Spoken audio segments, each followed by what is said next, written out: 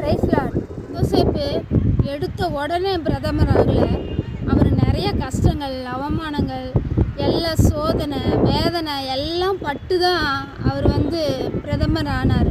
First அப்பா வீட்டில் இருக்கும்போது கலர் கலராக சொக்கா கொடுத்தாங்க, நல்லா ஜாலியாக போட்டுட்டாரு. அந்த சொக்கானாலேயே பெரிய பிரச்சனைகள் வந்துச்சு. அண்ணனுக்கு பிடிக்காமல் இருந்துச்சு, அண்ணனெலாம் தூக்கி குழியில் போட்டாங்க. அதுக்கப்புறம் கொஞ்சம் தூரம் போனால் விற்று போட்டாங்க. அதுக்கப்புறம் கொஞ்சம் தூரம் போனால் போத்திப்பார் வீட்டுக்கு போனாங்க. அதுக்கப்புறம் கொஞ்சம் தூரம் போனால் ஜெயிலுக்கு போனாங்க.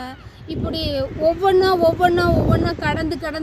கடந்து போகும்போது அவரே ரொம்ப வேதனைப்பட்டுட்டார். சிறைச்சாலையில் 2 பேர்த்துக்கு கனவு வருது. அந்த கனவுக்கு ஒரு பதில் சொல்லுவார். அப்போ ஒருத்தர் செத்துடுறாரு, ஒருத்தர் அரண்மனைக்கு போகிறாரு. சரி, அவர் 4 நாளும் நம்மளுக்கு இந்த ஜெயிலிருந்து விடுதலை கிடைக்குமான்னு பார்த்தாரு. அவரும் போனோன்னே மறந்துடுறாரு. 2 வருஷம் மறந்துடுறாரு. யோசிப்பு அந்த சிறைச்சாலையில் எந்த மனுஷங்க சொல்லி வரல, கர்த்தர் சொல்லி தான் வந்தார்.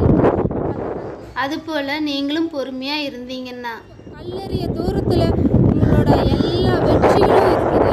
நீங்கள் தைரியமாக இன்னும் கொஞ்சம் விசுவாசத்தோட, ஏசப்பா மேலே இருக்கிற விசுவாசத்தோட இன்னும் நீங்கள் தைரியமாக முன்னேறி செல்லுங்க.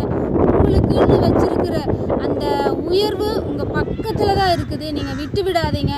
அதை நீங்கள் பிடித்து கொண்டு ஏசப்பா மேலே விசுவாசத்தோட, நம்பிக்கையோடு நீங்கள் செல்லுங்க. கண்டிப்பாக ஏசப்பா உங்களுக்கு பெரிய ஒரு ப்ரொமோஷன் கொடுக்கறதுக்கு அவர் வெயிட் பண்ணிட்டு இருக்கிறாரு. நீங்கள் மிஸ் பண்ணிடாதீங்க. யோசேப்பை உயர்த்தின போல் உங்களையும் உயர்த்த போகிறாரு. அது இந்த வருஷத்துலேயே நடக்க போகுது. God bless you.